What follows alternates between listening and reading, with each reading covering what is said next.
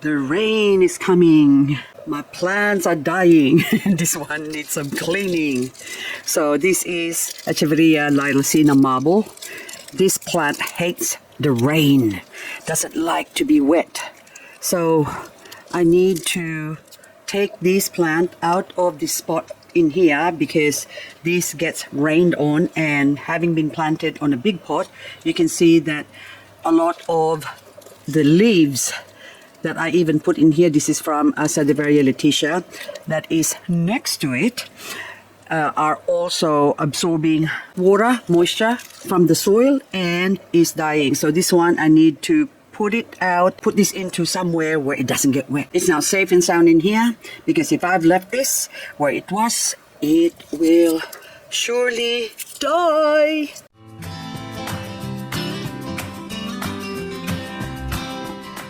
Another plant that will surely die is my precious Monroe cress. Look what happened to my beautiful Monroe. See, look what I've done to my Monroe now. Look what I've done to my baby. Oh, you're still beautiful. I could still save you. So I'm going to bring this inside and clean this up inside. Same old with my Echeveria. Bluebird. Because this thing, look, all the dirty, very dirty skirt. Call it a skirt because it's under.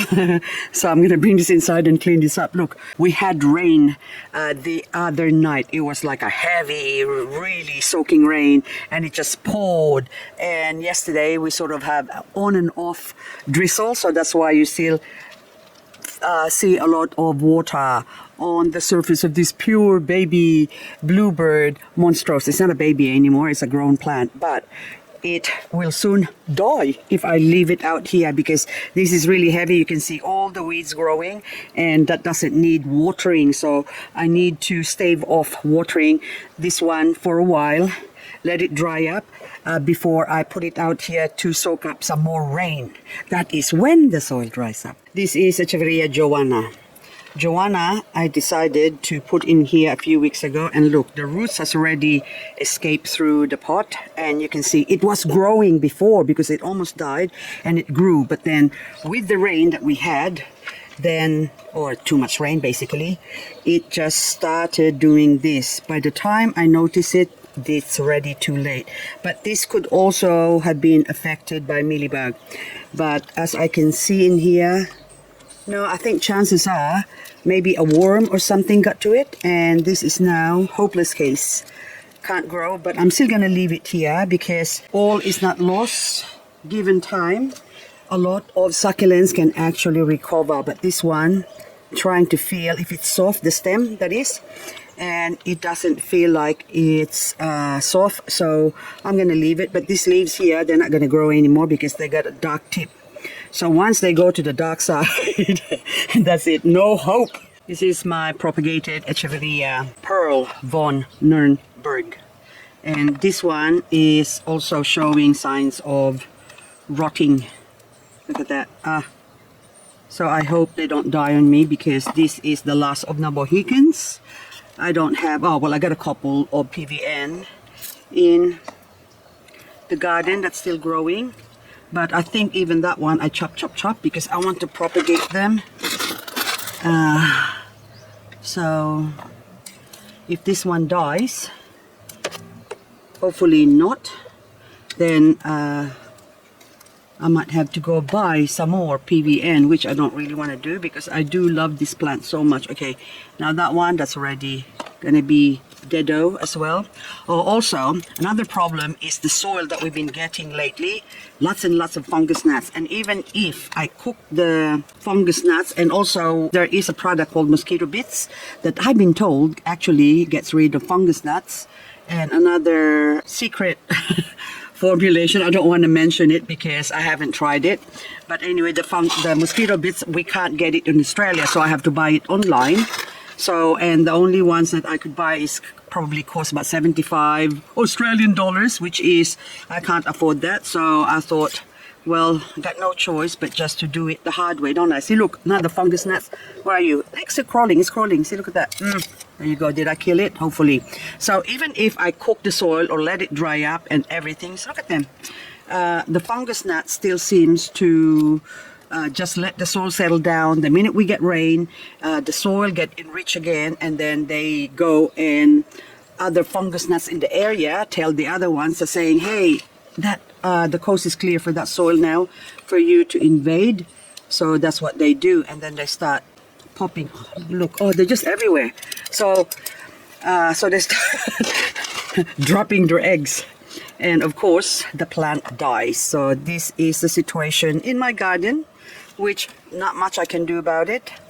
So anyway, unless I just use plain granite, then they can't, fungus gnats can't grow. And also decomposed granite, that is really, really good as long as you just have to water it frequently, because they require frequent watering when you're using decomposed granite. New plant hybrid. So this is Echeveria gold rosa. Now I know why they called it gold rosa. Okay, hang on, I'll show you. I bought this actually a couple of months ago. See? Ooh, gold rosa. Now, gold rosa is, to me, looks like a cross between Colorata and, or does it say, it's a Korean. New import from Korea. The hybrid is a compact grower to 8 centimeter across. Seldom produces offsets. And that's why I got it, because I want to see if it's going to produce offsets. And they call this gold rosa because when it rots, it goes golden. See? I think that's what it is. Hang on, come here. There you go. See, that looks like gold, like my gold nail polish. See, it looks similar. So anyway, this one now has been attacked by, look at that, something chewed on it. Must be a snail or a slug. Nasty ones. But anyway, this looks beautiful. But anyway, in here, that's also another golden leaf. That means it's turning dead. Oops, there you go, I got it. There you go, see, it's already got a hole because something attacked it, bore a hole on it, and then of course, it absorbs moisture and it starts to rot. Check out this beautiful Nana Hookumini. I love the plant name. Nana Hookumini. I can say it over and over again. It's just a gorgeous little rosette forming plant, look. And, oh, wow, are you a bump? It's growing a bump. One leaf over here. See that one? It's got a bump, and maybe that one too. Ooh, do the bump, shake, bump, bump. Okay, beautiful. Oh my goodness, I'm excited. Now, I'm going to compare this with my other Nana Hookumini, which is this one on a tall pot, because I Nana Hookumini this nearly before. It nearly died on me. So, see, you can see all those dying ones there. Those ones that are growing now were just as bad before, but recovered. But I can't see any bumps on this one. But it's a beautiful, beautiful plant. So I'll put this one back to where I Nana Hookumini it. And of course, this is a Nana Hookumini that I've grown in my 50% UV shade cloth area, which is the same as this one, but this one gets afternoon sun. This one only gets the standard midday sun. So it doesn't even get morning sun or afternoon sun because it is grown up here in a protected area, so that's where it sits, and so the color is not as bright as the other Nana Hookuminis. This is my Sedum, M-I-C-K-A-Y-M-O-U-S-E, Mickey Mouse. And this Mickey Mouse is my original mother plant. And every time I see this one, I kept thinking I should really propagate it because I don't have that much of this. And then I go look down here. Oh, I did propagated it, so I got one here. And then I got another one there. And then I've got one up the top, sort of growing more open into the sun. And I've got another one in there.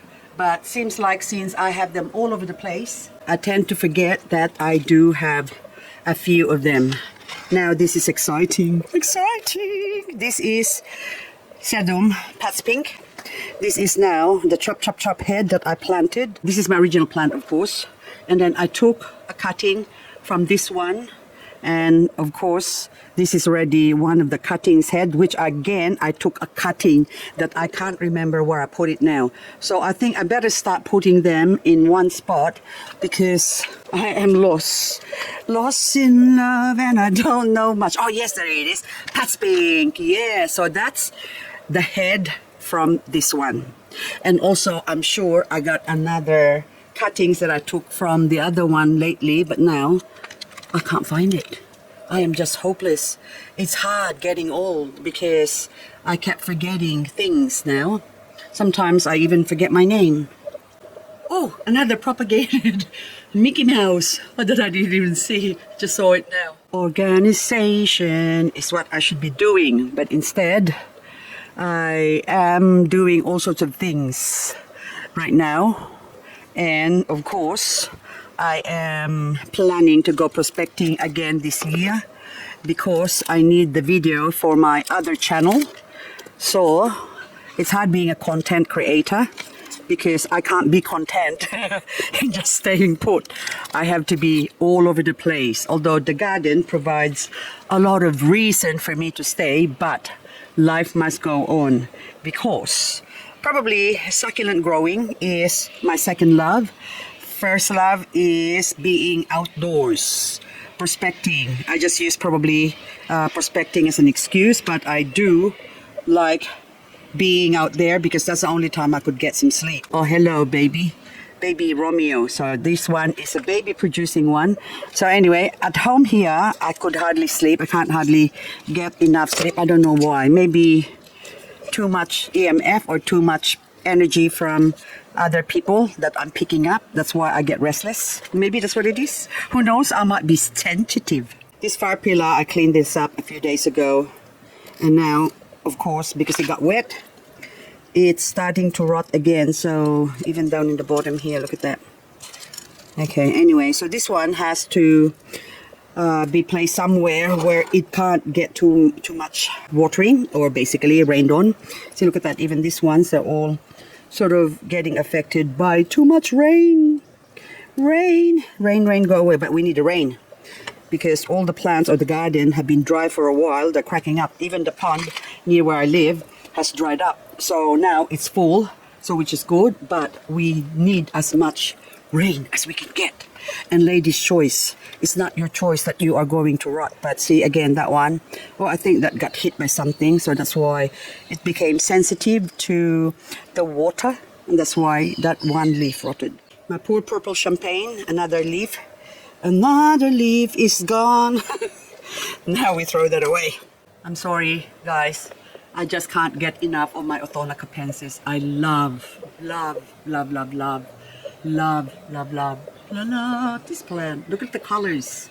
So this is the variegated form, but look at it. It's just so beautiful. You got the magenta almost, electric pink, I call it. The orangey, golden, orangey yellow, the green, the white, the whole composition of the plant is just perfection. I think it's a beautiful, beautiful plant. From the bumps of my Nana Hookumini to the variegation of this dancing bird. See, look at that. 1, 2, 3, 4 leaf. That's variegated. So this is not a variegated plant. It's just ordinary dancing bird. But now it has variegated. And what's the secret to the variegation? Do not put any fertilizer on them. And in time, eventually the plant will be starved of nutrients and they will variegate. So there you go. So a lot of people have been asking me that. How do you make a plant variegated? Well, ordinary plant that's non-variegated, do not give them fertilizer. Just let them live off water and they become a supermodel. So this one, this is rotted as well. This is my Starbucks, oh my good Starbucks. Variegated, but then that one is unvariegating itself because this one I think I gave it some fertilizer and it doesn't like it, so it's gone smaller, although it's growing some babies on the side, you can see, and there's another couple of leaves rotting in there as well, so I don't like it. But anyway, so somehow that one I have to maybe put that away as well into an area where it can't get wet. Please don't go. Don't go. Uh-oh. What's this? Crispate Beauty. I have a couple, about 3 Crispate Beauty that has gone to heaven for a very long time. So this plant I find is very, very tricky to grow. So I put it one place and it's growing. I move it to another place, didn't like it, started rotting. And then I move it to another place and these are all from the snail. snail. Look, they've eaten it, they chewed on it, look at that. And so it started rotting again, so I have to put it back to where it was again and let it recover. But overall, I think this too doesn't like the rain. I don't like the rain, so I think that's what it's singing. So from a leaf, it's quite easy to grow, provided it's a healthy leaf. This one is a 50-50, so but I'll still give it a go to see if it'll grow. But you can see it's just sort of rotting. So look, oh my goodness. Okay, 2 leaves. Oh. Now I'm gonna take some off here. Oops, see? I told you they're so easy to grow. This one even rooted up. And maybe it had a baby before, but then the little snail and the slug came and took it all away, chomp on it, and now it's gone. So maybe I should really try, because this is the last Crispate Beauty that I'm going to buy. Although I didn't pay much for this one. Still, how much did I pay for you? Forgot now, but it wasn't that expensive compared to the first one that I bought. I paid $50, and then of course that died. Now this one, I'm gonna grow them, the leaves, because see, that one's still good, because that's the only chance I'm gonna have in growing this. I could also head chop this, but anyway, chop its head off. So hopefully I can.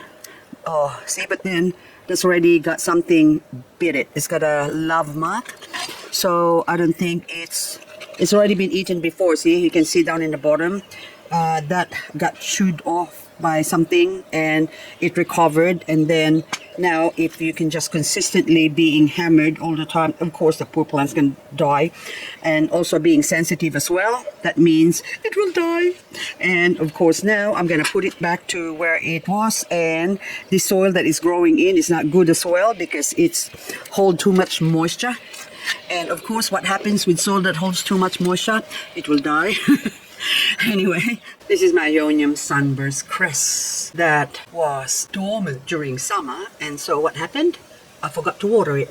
So now I need to breathe back some life into it, but I need to soak this one so it can come alive again, because now the weather's cooling down and this is their time to grow, which is autumn. And of course, if they don't get water, they die. This is my Echeveria Camano Puebla that is flowering at the moment.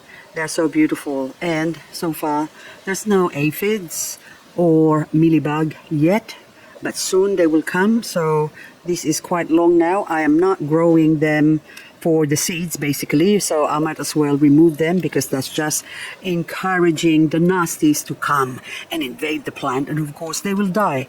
And also it also stresses out the plant because it's trying to produce some flowers for seeding, so it's susceptible to all sorts of nasty things like too much rain and also bugs.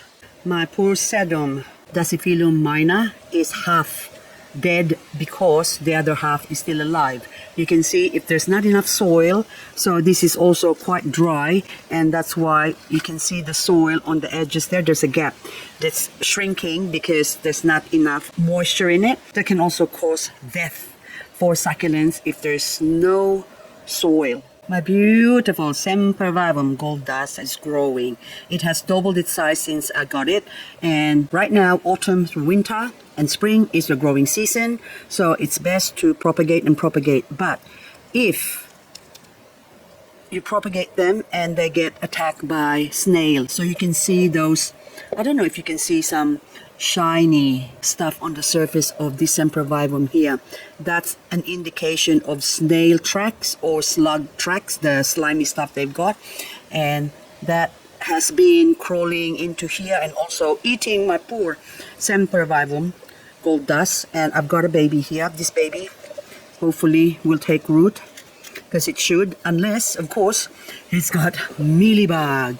So this one, the Sempervivum here, showing signs of mealybug. See those white stuff there? That's mealybug. That is the biggest killer of succulents.